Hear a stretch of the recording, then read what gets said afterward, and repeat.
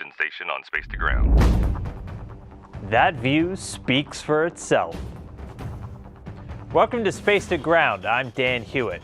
Another week, another spacewalk for the crew of Expedition 50. This week saw NASA astronauts Shane Kimbrough and Peggy Whitson working together for several hours in the vacuum of space. They successfully swapped in an upgraded computer relay box, which gives mission control access and data from a bunch of systems on the outside part of station. They removed a cover and plugged in cables on pressurized mating adapter 3, which was just moved over the weekend and will be a future docking port for commercial cruise spacecraft. And they installed shielding for the now empty port on Node 3 and some shielding on PMA 3.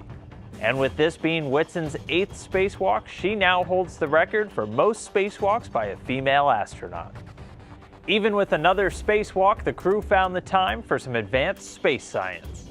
Peggy Whitson set up hardware for the ACE-T1 experiment, which is investigating colloids or tiny suspended particles. The particular particles used in this experiment are referred to as Janus particles, named after the two-faced Roman god Janus, because these particles possess two distinct types of properties. One half of their surface interacts with water, while the other half repels it. Studying these in space helps scientists understand their fundamental behavior, which could lead to a method of creating self-assembling or self-replicating materials. Our Twitter question this week comes from Austin, who wants to know if the astronauts' ears pop on spacewalks because of the lower pressure in the suit. Excellent question, Austin. The answer is yes for some, but we do a lot to make sure the pressure changes aren't too hard on the crew.